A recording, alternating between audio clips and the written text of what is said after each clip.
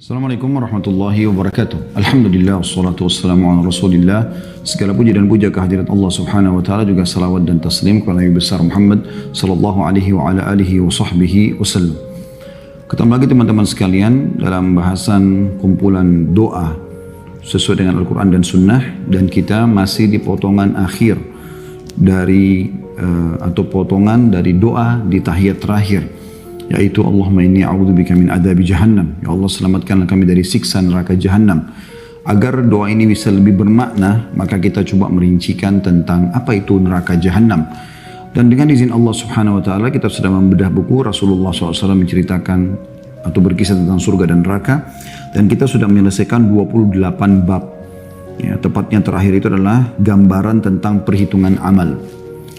Dan ini sudah kita panjang lebar paparkan teman-teman sekalian, termasuk yang paling panjang bahasan babnya adalah bahasan itu.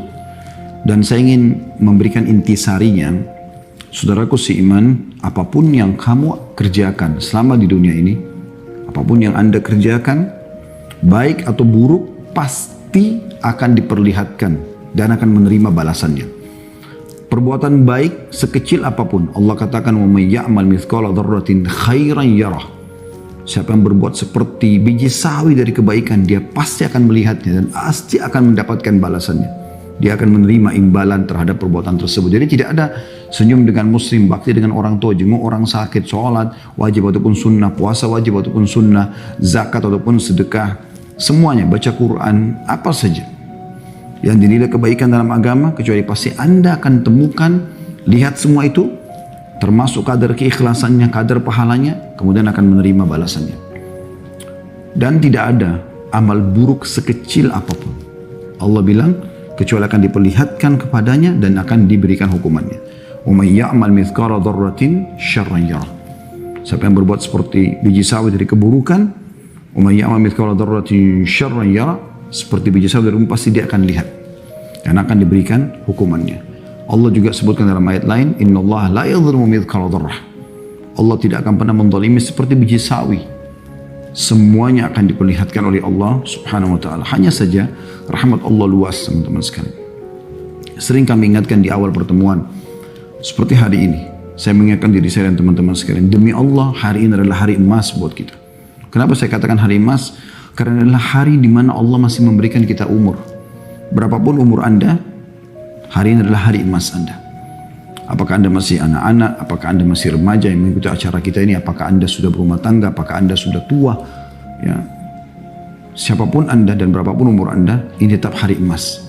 Hari di mana Allah Subhanahu wa taala memberikan kesempatan kita untuk menambah catatan amal soleh kita, dan tinggal mempertahankan amal-amal soleh yang lalu yang pernah kita kerjakan. Kalau perlu kita tinggal tingkatkan kualitas dan kuantitasnya. Dan kesempatan emas untuk membersihkan semua kesalahan kita yang lalu dari sisi hukumannya. Kalau diperlihatkan, akan diperlihatkan nanti hari kiamat, walaupun orang sudah taubat, tetapi tidak ada lagi hukumannya. Maka ini kesempatan Anda detik-detik ini taubat kepada Allah Subhanahu wa taala. Taubat artinya kembali beristighfar, memohon maaf kepada Allah Subhanahu wa taala dengan tulus dari hati supaya Allah bersihkan semua. Dan dengan bersih dosa tersebut berarti fasilitas yang tertahan karena Anda berbuat dosa selama ini akan diangkat, akan diberikan dan akan diangkat penghalangnya, serta di akhirat nanti akan masuk ke dalam surga. Maka jangan sia-siakan teman-teman sekalian. Itu intisari dari bahasan kita yang lalu. Sekarang kita masuk ke bab 29, rupa-rupa azab hari kiamat. Tentu kita coba akan selesaikan teman-teman buku ini. Kemungkinan pertemuan sekarang akan selesai insya Allah bahasannya sampai 32 bab karena tidak panjang lagi. Kalau tidak, maka mungkin satu pertemuan lagi insya Allah. Yang intinya bab 29 tentang rupa-rupa azab di hari kiamat. Kalau bab 30-nya rupa-rupa azab di nerakanya. Ya. Ini hari kiamat sebelum masuk ke neraka. Dan di bab 29, bab 30-nya di dalam nerakanya sendiri. Supaya kita punya gambaran, ini adalah sebagian contoh. Tentu banyak sekali jenis siksaan di mahsyar nanti sebelum seseorang itu masuk ke neraka. Kalau memang dia adalah ahli neraka, wa na'udzubillah. Saya akan bacakan dalil pertama yang diangkat oleh penulis, hadis nomor 91. Hadis nomor 91, Abu Hurairah radhiyallahu anhu meriwayatkan, Rasulullah SAW bersabda, Man atahu Allahu malan falam yuaddi zakatah مثل له ماله شجاعا أقرع له زبيبتان يطوقه يوم القيامة يأخذ بلهزمتيه dalam kurung yakni bishitqaihi yaqulu ana maluka ana kanzuka thumma tala al-aya la yahsabanna alladhina yabkhaluna bima atahum Allah min fadlihi wa khairan lahum sayutawwaquna ma bakhilu bihi yawmal qiyamati walillahi mirathus samawati wal ardi wallahu bima ta'maluna khabir. Surah Al-Imran ayat 180. Surah Al-Imran ayat 180. Hadis ini riwayat Bukhari jadi 8 halaman 230. Terjemahannya, kata baginda Nabi SAW, ini jenis rupa siksaan yang pertama yang digambarkan oleh penulis di mahsyar nanti, sebelum masuk neraka ini.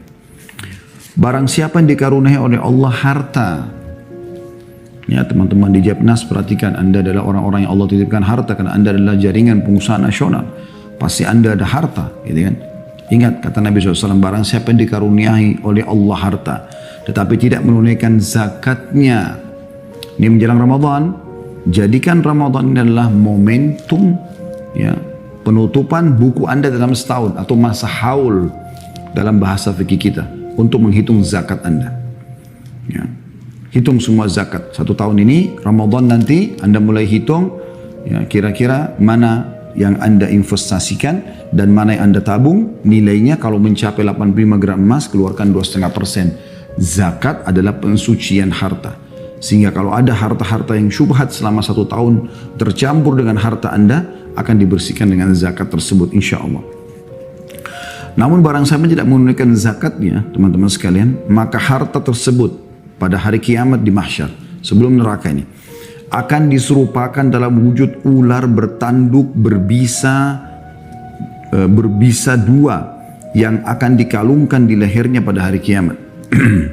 Kemudian ia mengangangkan mulutnya seraya mengatakan, jadi nanti harta itu berubah jadi ular besar yang melilit dari kakinya ke seluruh tubuhnya sampai dia nggak bisa bergerak, lalu kepalanya di atas kepala orang tersebut mengangangkan mulutnya dan ular itu bisa berbicara.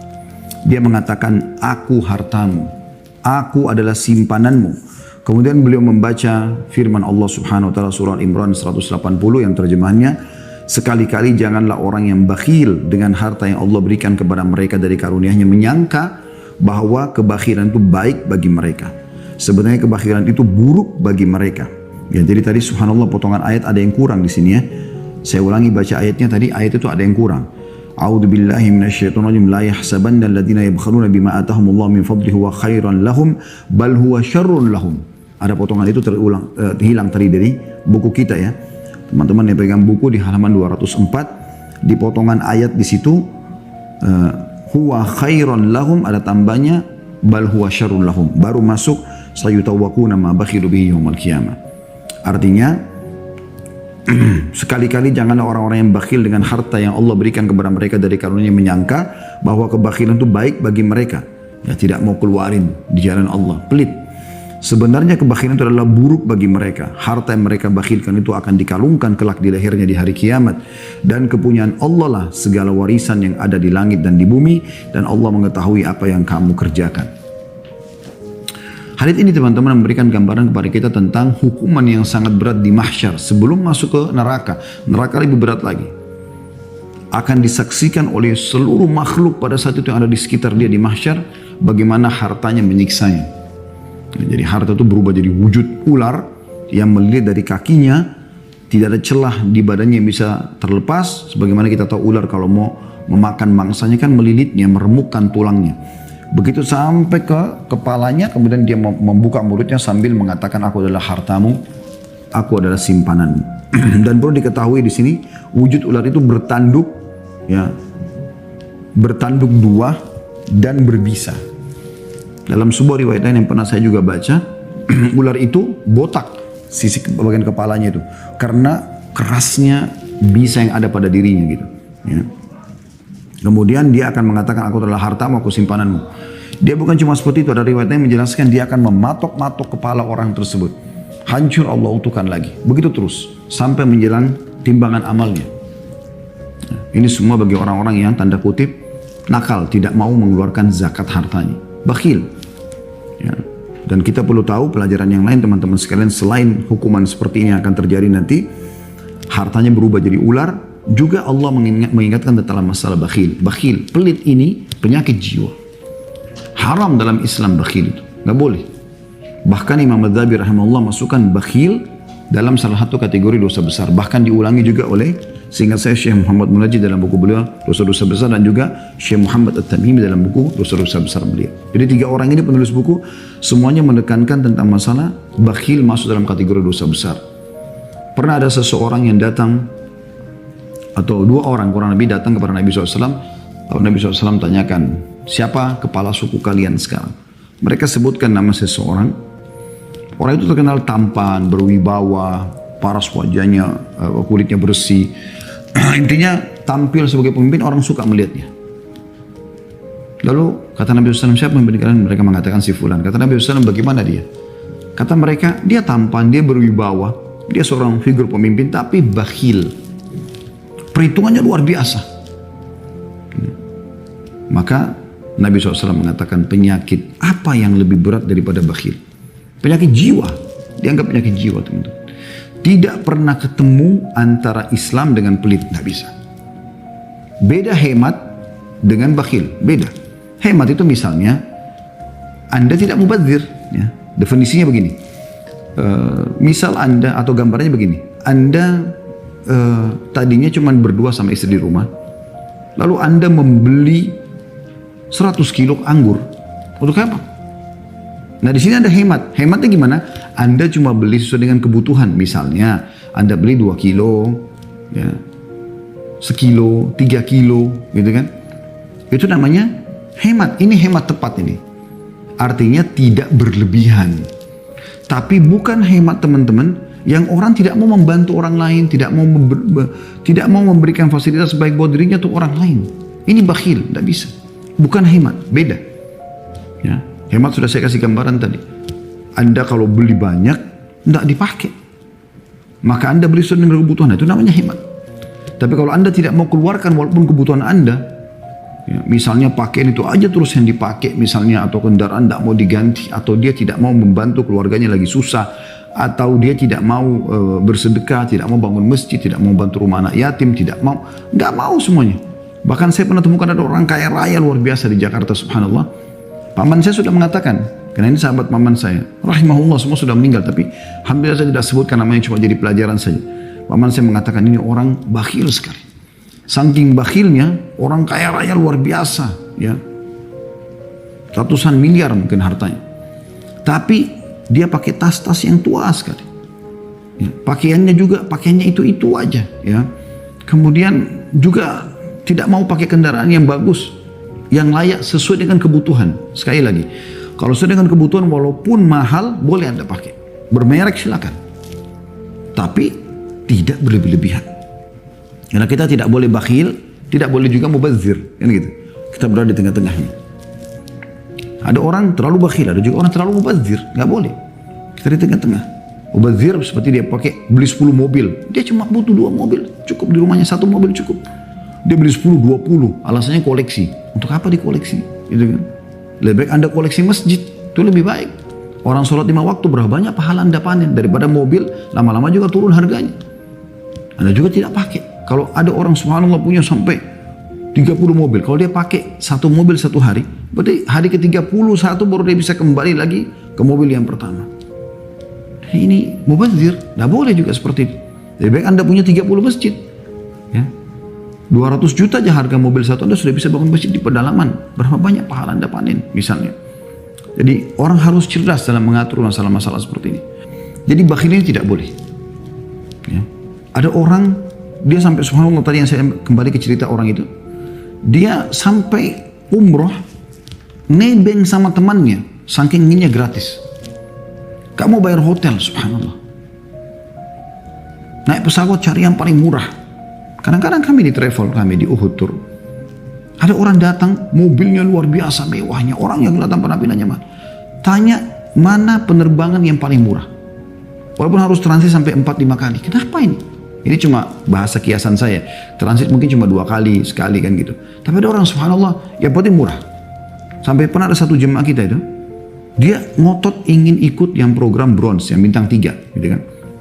Kita sudah ingatkan jemaah, selalu kita mengatakan, bahkan saya sengaja memimpin saya hanya masuk di gold saja, karena saya berharap semua jemaah ikut di gold aja. Di yang bagus, yang bintang 5. Toh sedekah buat dirinya sendiri, dan juga dia akan dibalas oleh Allah, digantikan 10 kali lipat minimal dari apa yang dia keluarkan. Pesawatnya enak, kalau perlu bisnis kelas, dan itu kan kebutuhan.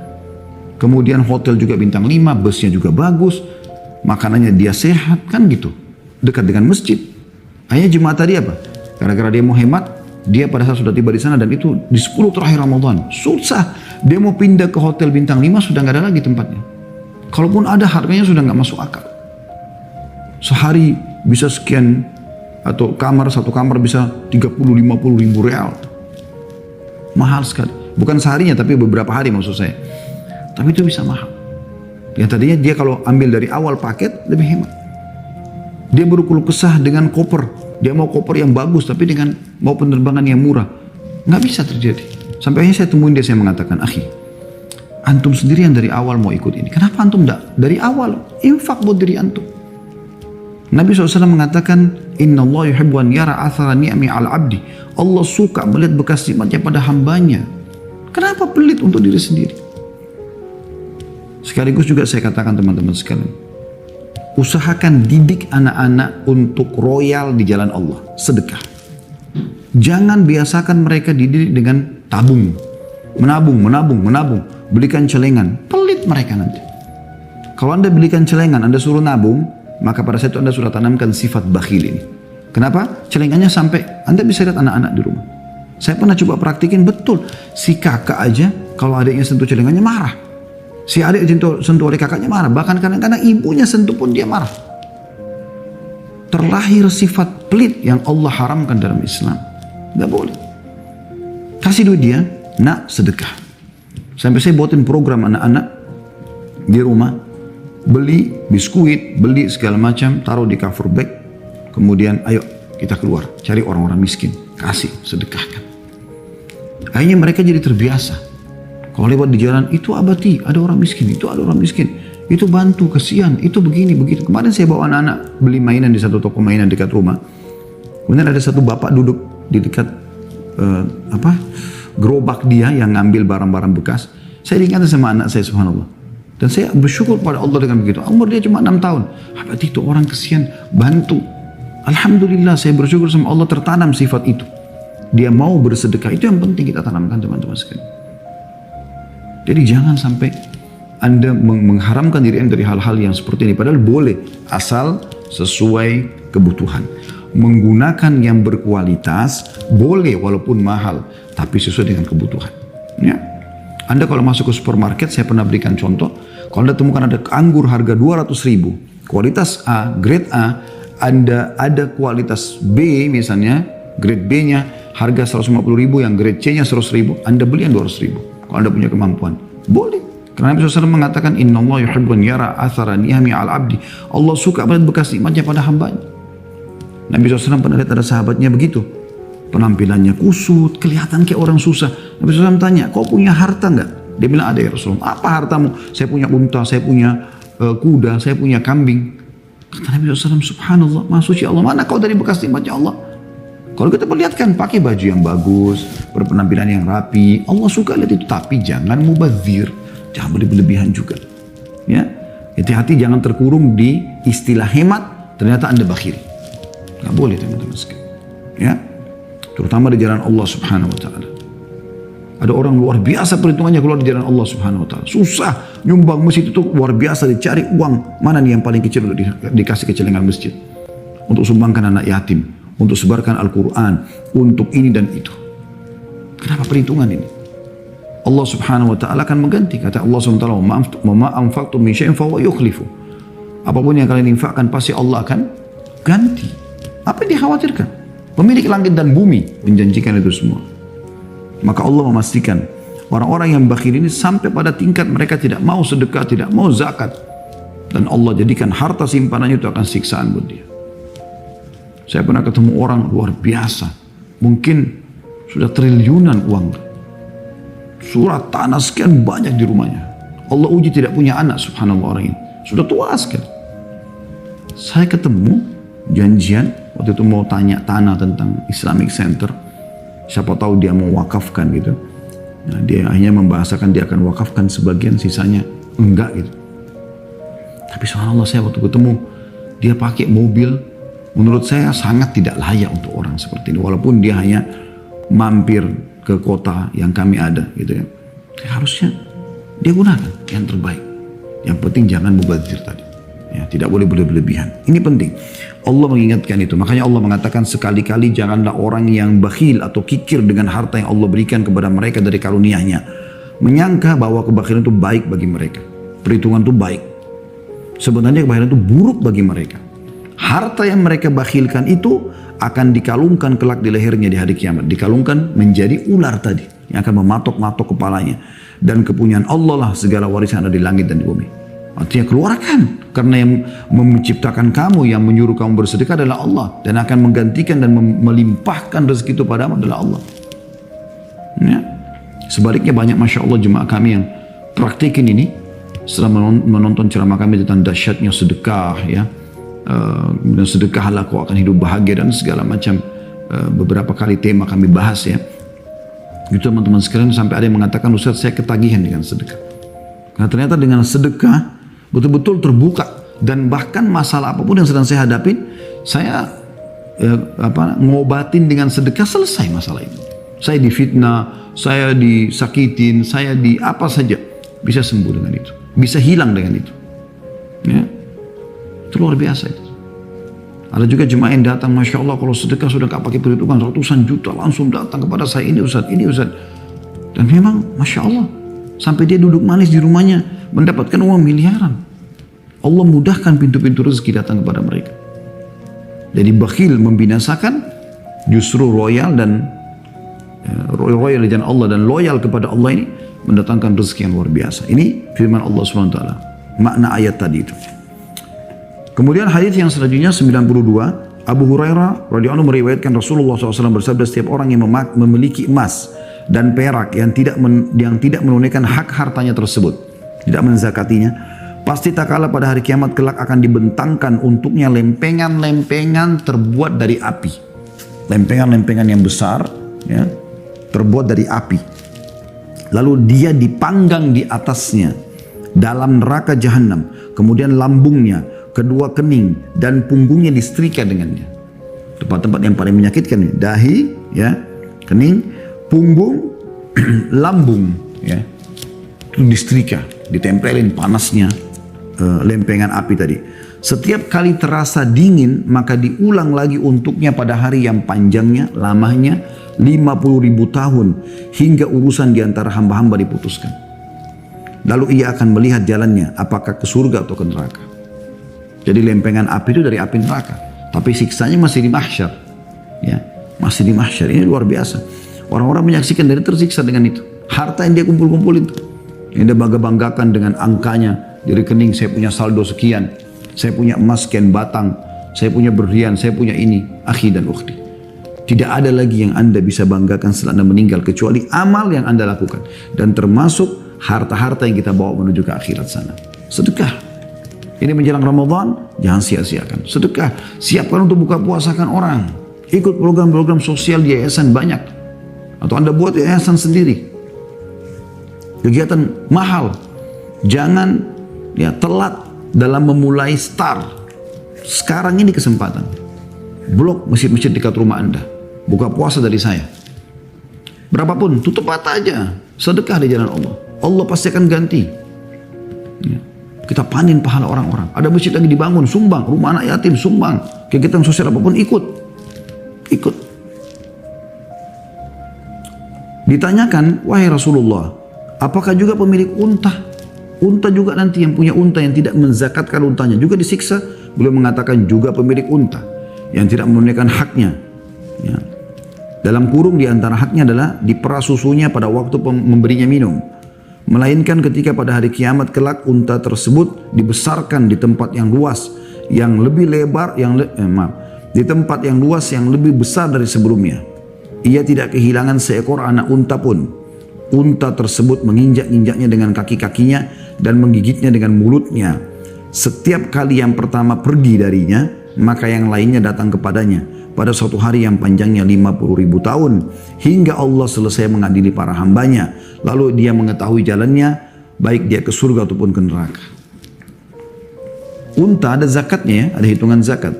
Kalau Anda punya 5 ekor unta dan dalam haul 1 tahun, Anda wajib mengeluarkan zakat dari jenis hewan. Anda tidak zakatkan unta-unta itu dan seluruh keturunannya, Allah akan datangkan hari kiamat, dibangkitkan. Anda ditidurkan, kemudian unta-unta itu didatangkan semua, Allahu alam sudah berapa ratus ekor, bahkan ribuan ekor dengan keturunannya semua, akan menginjak-injak dia, semuanya akan injak sambil digigit, pergi semuanya. Setiap yang terakhir selesai, berbalik lagi, ya.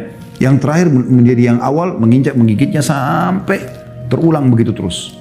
Ya, yang terakhir selesai, yang terakhir mulai lagi jadi awal terus begitu sampai selesai dihisapnya orang. Begitu beratnya. Ditanyakan, wahai Rasulullah, juga pemilik sapi dan kambing? Anda bilang di Indonesia kan kami nggak ada unta, Ustaz. Baik, yang punya peternakan sapi, peternakan kambing, dengarkan. Beliau menjawab, juga pemilik sapi dan kambing, kata Nabi SAW, yang tidak menunaikan haknya, melainkan pada hari kiamat kelak sapi dan kambing tersebut dibesarkan di tempat yang luas. Ia tidak kehilangan satu pun darinya. Tidak ada yang bertanduk bengkok, tidak pula tanduk, ya, atau tidak bertanduk ya. Jadi nggak ada yang tanduknya bengkok, nggak ada juga yang tidak bertanduk, artinya semua bertanduk. Atau retak tanduknya, semuanya utuh tajam. Sapi dan kambing tersebut menanduknya dengan tanduknya dan menginjak-injaknya dengan kakinya. Setiap kali yang pertama pergi, maka yang lainnya datang kepadanya pada hari yang panjangnya 50.000 tahun. Hingga Allah selesai mengadili para hambanya, lalu setiap hamba melihat jalannya baik ke surga ataupun ke neraka. Hadis riwayat Muslim di 17 halaman 67. Ya, di sini penulis mengangkat salah satu saja jenis siksaan di mahsyar. Itu masih ada siksaan-siksaan yang lain. Tapi ini contoh. Dan beliau menyinggung harta karena terlalu banyak orang yang disiksa karena hartanya. Ya, hati-hati teman-teman, karena ini harta, Allah tanamkan rasa suka kita pada harta tersebut. Maka ingat, jangan pernah cinta harta tersebut kecuali karena Allah. Artinya kita cari yang halal dan kita cintai dia untuk dikeluarkan di jalan Allah. Kita bawa menuju ke akhirat sana. Kemudian bab ke-30 tentang rupa-rupa azab neraka. Hadis nomor 93, Abu Hurairah radhiyallahu anhu meriwayatkan sabda Nabi SAW, "Man taradda min jabalin faqatala nafsahu fahuwa fi nari jahannama yataradda fihi khalidan mukhalladan fiha abada. Wa man tahassa summan faqatala nafsahu fasummuhu fi yadihi yatahassahu fi nari jahannam khalidan mukhalladan fiha abada. Wa man qatala nafsahu bihadidatin fahadidatuhu fi yadihi yaja'u biha fi batnihi fi nari jahannama khalidan mukhalladan fiha abada." Siapa yang menjatuhkan diri dari gunung untuk membunuh dirinya, maka ia di neraka jahanam menjatuhkan dirinya di dalamnya dalam keadaan kekal abadi di dalamnya selama-lamanya. Barang siapa yang meneguk atau menenggak ya, racun untuk membunuh dirinya, maka racunnya di tangannya untuk ditenggaknya di neraka jahanam dalam keadaan kekal abadi di dalamnya selama-lamanya. Barang siapa yang membunuh dirinya dengan sepotong besi, maka sepotong besi berada di tangannya untuk ditusukkan di perutnya di neraka jahanam dalam keadaan kekal abadi di dalamnya selama-lamanya. Hadis ini riwayat Bukhari jadi 10 halaman 247 dan Muslim jadi 2 halaman 118. Ini salah satu bentuk siksa yang ada di neraka, atau lebih tepatnya siksa yang levelnya tinggi, termasuk yang sangat menyakitkan. Kita disiksa di neraka level-level ya, sebagaimana juga kita pernah pelajari di awal bab kita tentang neraka ini, semoga Allah selamatkan kita darinya. Itu tentang orang yang paling ringan azabnya. Masih ingat hadis tentang Abu Talib, paman Nabi SAW, di mana Nabi SAW mengatakan dia akan diberikan 2 sendal dari api neraka yang membuat otaknya mendidih, dan itu. Nah, ada level-level di atasnya. Nah, ini termasuk level-level yang sangat berat. Perhatikan ancamannya. Bagi orang yang suka berpikir untuk bunuh diri, ini karena terlalu banyak tontonan, ya, tontonan orang-orang non-Muslim. Mereka sudah tidak tahu kemana arahnya. Begitu sudah sampai, ada yang sampai pada tingkat puncak prestasi, menjadi seorang aktor, menjadi seorang artis, menjadi seorang pejabat atau apalah. Sampai dia tidak tahu harus buat apa, maka mabuk-mabukan sampai overdosis, atau narkotika sampai overdosis, atau sengaja ya membunuh dirinya.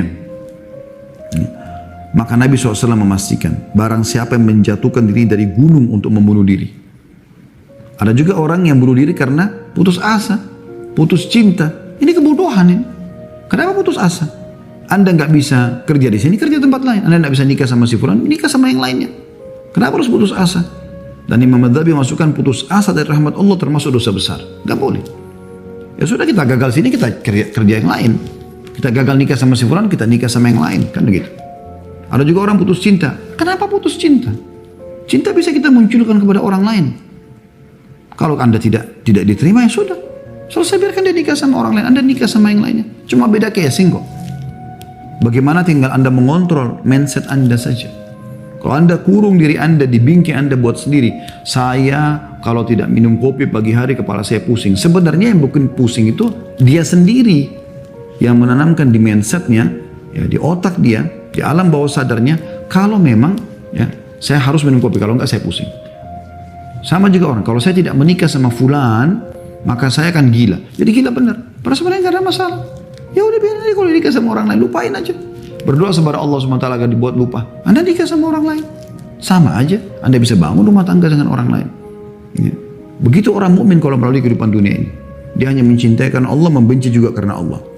Ya, ada orang subhanallah bunuh diri hanya karena masalah-masalah seperti ini. Kenapa? Terlilit utang. Kenapa bunuh diri? Datang kepada orang pemilik piutang. Saya ngakui utang saya. Silakan buat tulisan. Saya tanda tanganin. Saya akan coba. Apa yang saya bisa lakukan supaya saya bisa lunasi utang. Jangan lari. Jangan matikan handphone. Anda pada saat mau minta uang ngerengek-ngerengek. Sekarang malah lari dari orang. Orang kan jadi suudzon, jadi sangka buruk. Orang jadi doakan keburukan dan dia terzalimi. Doanya bisa mustajab. Ya.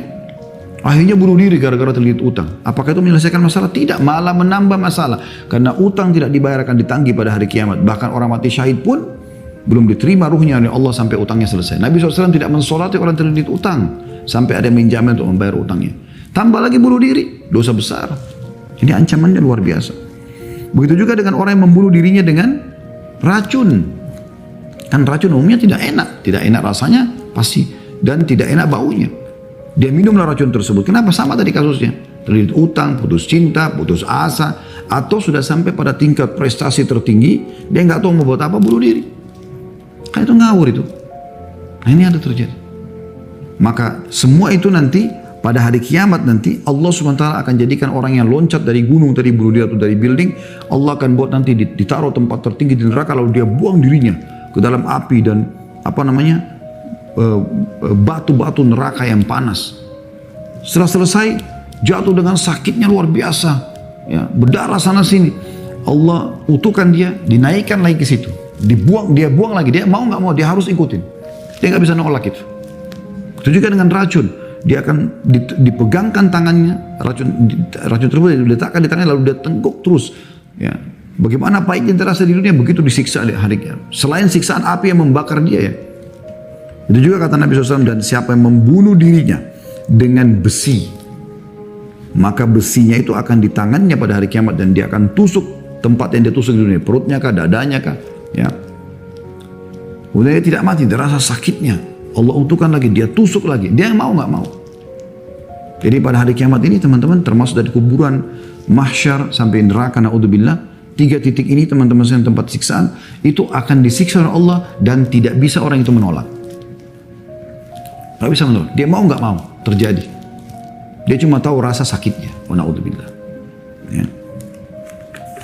Dan ini adalah hal yang luar biasa. Selain sudah panasnya api neraka, disiksa juga dengan benda yang dia gunakan untuk membunuh dirinya. Itu contoh rupa siksa neraka. Yang lain adalah, yang kedua dari bab 30 ini, hadis nomor 94, Ibnu Abbas radhiyallahu anhu meriwayatkan, aku mendengar Rasulullah SAW bersabda, kullu musawwirin finnar yaj'alu lahu bikulli suratin sawwaraha nafsan fatu'adzibuhu fi jahannam. Setiap perupa, pelukis, pemahat buat, ya, di dalam neraka, pada tiap-tiap gambar yang digambarnya diberi nyawa untuk menyiksanya di neraka jahannam. Hadis riwayat Muslim jilid 14 halaman 93. Kalau Anda melukis pemandangan, gunung, awan, matahari, bintang-bintang, mobil, building, tidak ada masalah. Tapi manusia, hewan, jin, malaikat, gak boleh Anda gambar. Ya, dilarang menggambar yang bernyawa seperti ini.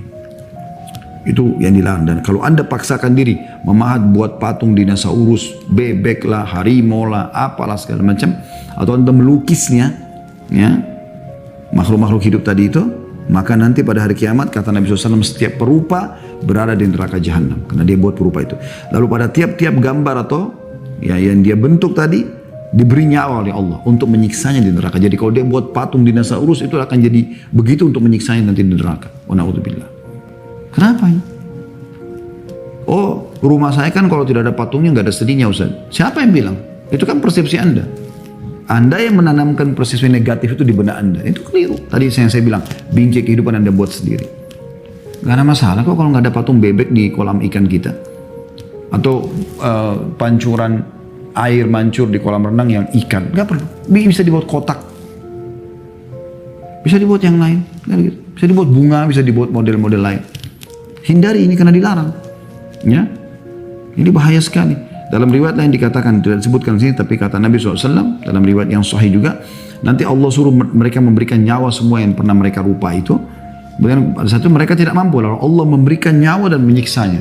Bayangkan kalau dia sudah buat patung 10 tahun, 20 tahun, 30 tahun. Tentu ini bagi orang yang tidak taubat ya.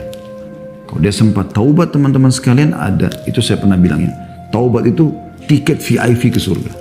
Taubat nasuha, ya, kemudian dia bersihkan, dia minta kepada Allah agar dibersihkan dosa-dosa tersebut. Kalau ada haknya orang, dia kembalikan hak orang itu. Perusakan citra, dia perbaiki citra orang yang sudah dia rusak. Ya, ada benda dia kembalikan, minta keridhoannya. Ya, kalau ada patung-patung begini, dia usahakan untuk hancurkan. Kalau dia bisa beli kembali, kalau enggak dia sampaikan pada orang dia beli. Ini dulu saya pernah buat, saya melepas diri ya. Saya tidak mau lagi ikut-ikutan, saya tidak mau ikut-ikutan. Ini bahaya sekali. Selanjutnya dari hadis nomor 95, Al-Ahnaf bin Qais menceritakan, aku duduk bersama sekelompok orang dari Quraisy. Lalu seseorang yang rambut, pakaian dan penampilannya kusut datang hingga berdiri di hadapan mereka lalu mengucapkan salam. Kemudian ia mengatakan, berikanlah ancaman kepada para penimbun harta dengan batu yang dipanaskan oleh neraka jahanam. Kemudian diletakkan di atas puting dadanya. Ini tempat yang sensitif kali ya. Laki-laki atau perempuan ya. Kemudian diletakkan tadi batu yang panas itu di puting dadahnya atau buah dadanya saya ulangi, kemudian diletakkan di atas puting buah dada salah seorang dari kalian hingga keluar ke tulang lunak ya pada ujung punduknya atau pundaknya, dan diletakkan di atas tulang lunak ya dari ujung punduknya kemudian keluar dari putingnya. Jadi membakar semua ada di dalam itu. Lalu orang tersebut gemetar kemudian berpaling, maksudnya balik dari arah orang yang dia ceramai, lalu duduk bersandar pada tiang. Aku pun mengikutinya, kata ya Ahnaf bin Qais, dan duduk di dekatnya sementara aku tidak tahu siapa dia. Lalu aku mengatakan kepadanya, aku tidak melihat mereka kecuali mereka tidak suka dengan apa yang Anda ucapkan. Mohon maaf, maksudnya tadi itu yang Anda sampaikan seperti orang-orang yang tidak suka dengar gitu. Ya. Maka ia mengatakan orang tadi itu, sesungguhnya mereka tidak memahami apapun. Mereka tidak ngerti, sebenarnya saya tahu gitu. Kekasihku mengatakan, ya, maka aku bertanya, kata Ahnaf bin Qais, siapa kekasihmu? Ia menjawab Nabi SAW. Maka orang itu mengatakan, wahai Abu Dzar, ternyata orang ini adalah sahabat Nabi namanya Abu Dzar. Apakah kamu melihat seseorang? Tanda tanya. Aku pun melihat ke langit, ternyata waktu siang sudah tidak tersisa lagi. Dan aku melihat Rasulullah SAW maka mengutusku untuk keperluannya. Aku katakan iya. Beliau bersabda, aku tidak suka bila aku memiliki emas sebesar Uhud yang ini kata Nabi SAW ya, aku tidak suka bila aku memiliki emas sebesar Uhud yang aku infakkan seluruhnya kecuali 3 dinar. Sesungguhnya mereka itu tidak memahami. Mereka hanya mengumpulkan dunia, tidak demi Allah. Aku tidak meminta dunia kepada mereka dan tidak pula meminta fatwa kepada mereka tentang agama hingga aku berjumpa dengan Allah. Hadis riwayat Bukhari jadi 3 halaman 271 dan Muslim jadi 7 halaman 77. Hadis ini memberikan gambaran kepada kita teman-teman bagaimana bahayanya, kembali mirip tadi ya di bab 28 tentang bahayanya harta yang disimpan. Cuma jenis siksaan ini dalam neraka. Tadi kan siksaan yang ular itu di mahsyar. Di neraka didatangkan batu yang panas, ditaruh di putingnya lalu tembus ke belakang, lalu kemudian diutuhkan lagi lalu ditaruh di belakangnya tembus sampai ke putingnya lagi. Begitu terus kiri kanan ini, ya. Sakitnya luar biasa gitu. Ini tambahan siksaan selain daripada pembakaran api neraka, selain makanan dan minuman yang pernah kita jelaskan di babnya khusus dari nanah dan darah, ya, naudzubillah dari kotoran ahli neraka, dan sekian banyak siksaan. Ya, maka hati-hati teman-teman sekalian. Nah, kita akan selesaikan ya insya Allah karena memang tinggal 2 lembar saja. Bab 31, perhitungan amal kaum mukminin. Bagaimana amal-amal kaum mukminin dihitung pada hari kiamat nanti. Hadis nomor 96, Abdullah bin Amr radhiyallahu anhu menuturkan Rasulullah SAW bersabda, sesungguhnya Allah mendekati seorang mukmin lalu meletakkan tangannya, ini besar kata ganti Allah, padanya dan menutupinya seraya bertanya, apakah kamu tahu dosa demikian? Apakah kamu tahu dosa demikian? Tanda tanya dua-duanya. Ia menjawab, iya, wahai Robku. Hingga membuatnya mengakui dosa-dosanya dan merasa bahwa dirinya telah celaka. Kata Allah, aku telah menutupi dosa-dosamu di dunia dan aku menghapuskannya pada hari ini. Lalu ia diberi buku catatan kebaikan-kebaikannya. Adapun orang-orang kafir dan munafik, maka mereka dipanggil di hadapan para makhluk dalam kurung sebagai saksi. Lalu dikatakan, haula'il ladzina kadzabu ala rabbihim ala la'natullahi 'alal zalimin. Orang-orang inilah yang telah berdusta terhadap Rabb mereka. Ingatlah, kutukan Allah ditimpakan atas orang-orang zalim, surah Hud ayat 18. Dan hadis ini diriwayatkan Bukhari jadi 8 halaman 253. Saya ingin menjelaskan teman-teman sekalian hadis yang dimaksud atau yang dimaksud dalam hadis ini di bab 31 perhitungan amal kaum mukmin, artinya orang mukmin nanti ada yang masuk surga tanpa hisab. Semua kita termasuk insya Allah ini. Karena amal-amal solehnya banyak. Dia juga kalau punya dosa dunia sempat bertaubat, maka lolos. Ya. Dimulai dari para nabi-nabi tentunya tidak ada dosa mereka. Mereka maksum. Kemudian diikuti dengan orang-orang soleh setelahnya yang memang mereka banyak bertaubat. Mereka banyak beramal soleh. Ada juga orang mukmin yang akan ditimbang amalnya. Karena masih ada berimbang antara dosanya sama amal soleh. Tapi amal solehnya lebih banyak. Ya. Lolos juga. Ada juga orang yang teman-teman sekalian berimbang antara dosa sama amal solehnya atau mungkin dosanya lebih banyak. Tapi dia selamat dengan syafaat. Kita pernah jelaskan itu ya. Pertolongan orang-orang beriman yang lain atau Allah memaafkan dia. Nah, khusus para pelaku dosa besar selama belum keluar dari agama Islam. Bukan murtad ya. Maka mereka dikatakan dalam pemahaman sunnah tahta masyiatillah. Di bawah naungan Allah.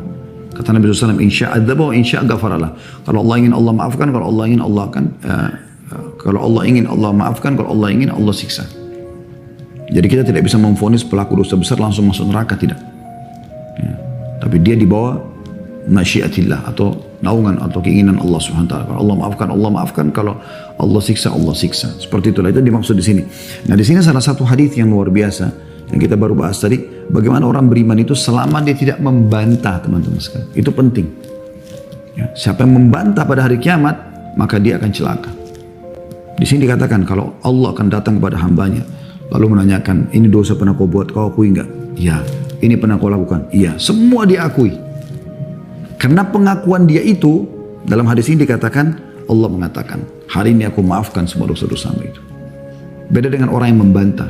Makanya dalam hadis lain dijelaskan ada orang yang membantah, ya kan? Disampaikan kau buat begini, tidak. Sampai kata Nabi SAW, Allah datangkan saksi-saksi dari malaikat, tidak dipercaya. Semua tidak percaya dia. Kata Allah, siapa yang kau percaya? Dia bilang, diri saya sendiri ya Allah. Maka Allah kunci mulutnya, lalu Allah buat matanya menceritakan semua sejarahnya. Apa yang pernah dia lihat. Telinganya akan bicara semua yang pernah didengar. Tangannya berbicara semua yang pernah dijamah. Kakinya berbicara semua yang dilangkai. Kemaluannya bicara. Setelah itu Allah buka mulutnya. Lalu dia mengatakan, Allah katakan dalam Al-Quran, lima syahidtum alaina. Kenapa kalian menjadi saksi buat diri sendiri? Kata mulutnya. Maka anggota tubuhnya bicara semua. Antakan Allah alladhi antaka kulla syai'. Allah lah yang telah membuat kami bicara. Allah lah yang telah membuat kami bicara, yang telah membuat segala hal itu bisa berbicara. Ya. Jadi hadis ini teman-teman adalah perhitungan amal orang mukmin yang tidak membantah. Allah Subhanahu wa taala lebih cenderung untuk memaafkan dia.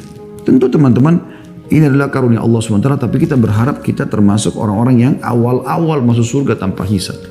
Kalau kita bisa berprestasi, kenapa tidak? Ya. Kemudian juga di hadis ini disebutkan tentang masalah orang-orang kafir, orang munafik yang akan didatangkan hari kiamat dan dipastikan di hadapan orang-orang Allah melaknat mereka. Allah memastikan mereka akan dihukum oleh Allah Subhanahu wa taala. Yang terakhir teman-teman sekalian adalah bab ke-32, perkara yang paling banyak masukkan manusia ke dalam neraka. Tentu banyak dosa yang membuat masuk neraka, tapi ada dua hal yang paling banyak membawa orang masuk dalam neraka. Dengarkan teman-teman sebagai penutupan bahasan buku ini. Dan insya Allah berarti hari Senin depan kita sudah masuk kembali ke buku kumpulan doa, ya. Yaitu hadis nomor 97. Abu Hurairah radhiyallahu anhu menuturkan, su'ilan Nabi sallallahu alaihi wasallam an aktsari ma yudkhilun nasal jannah. Qala taqwallahi wa husnul khuluq. Wa su'ila an aktsari ma yudkhilun nasan nar. Faqala al-famu wal farju. Nabi SAW ditanya tentang perkara terbanyak yang menyebabkan manusia masuk surga.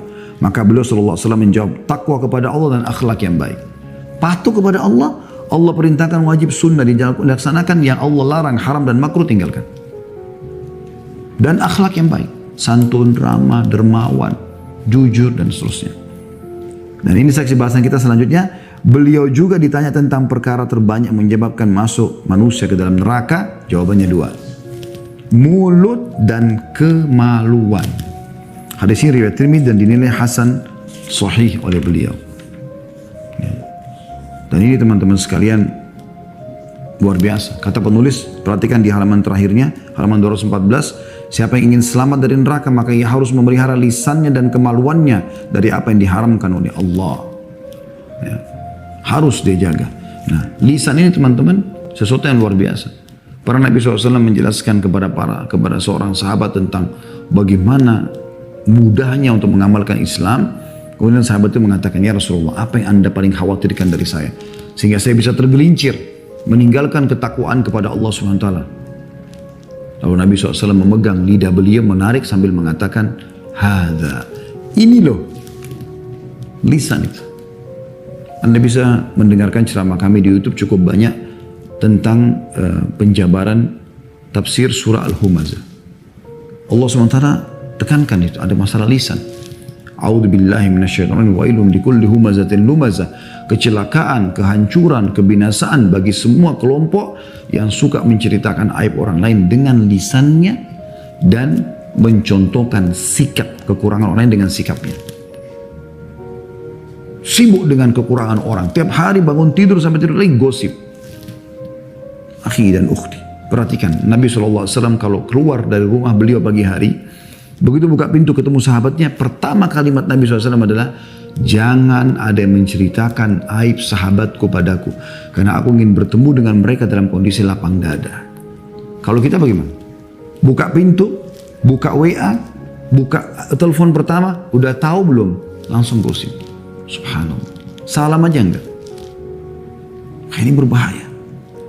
Menuju ke akhirat teman-teman bawa dua hal, amal soleh dan teman yang soleh. Dan jangan bawa dua hal, ini bahaya. Dosa dan musuh. Nah ini musuh ini. Sibuk gosipin orang, sibuk nyakitin orang dengan lisannya. Bahaya sekali. Lidah tidak bertulang tapi dia bisa bahaya. Lidah bisa menyatukan antara dua orang yang bertengkar atau bisa membuat dua orang bercerai-berai yang tadinya saling mencintai. Bahkan bisa membuat dua negara, dua suku bersatu dan bisa membuat malah keduanya berperang.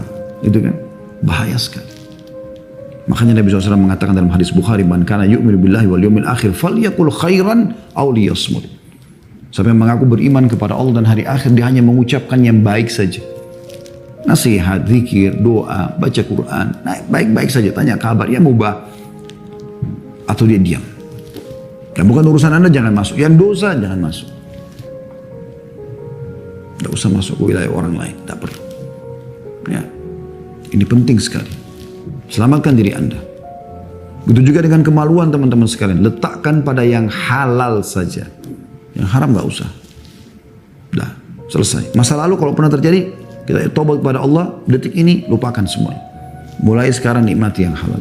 Ada seorang syekh pernah ditanya oleh seorang jemaahnya di Saudi. Dia bilang, syekh, saya awal-awal menikah sampai 1 tahun pertama saya suka sekali sama istri saya. Setelah dia punya anak berkurang. Satu, anaknya tambah banyak, berkurang lagi semua rasa suka saya, syekh. Sekarang sudah mulai agak tua, malah berkurang sama sekali. Saya anggap sudah seperti saudara saya.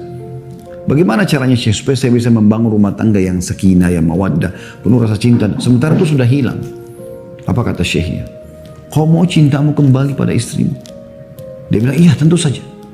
Kata syekhnya, turunkan pandanganmu dari yang haram. Selama matamu jelalatan lihat sana sini, tidak akan kau nikmati nikmat yang ada depan matamu. Tapi kalau kita tidak buat itu, Subhanallah, hikmah turunkan pandangan dari yang haram ini luar biasa. Semoga Allah jaga kita insya Allah. Dan maafkan yang lalu-lalu. Itu teman-teman sekalian, kita akan betul-betul menikmati apa yang di depan mata kita. Kalau kita sekarang lagi nikmati nasi tempe sama sambal, kita tidak pikirkan yang lainnya, kita nggak jelalatan lihat makanan-makanan lain, kita akan nikmatin itu. Tapi selama masih kesana sini susah. Ya, nikmati pasangan yang ada.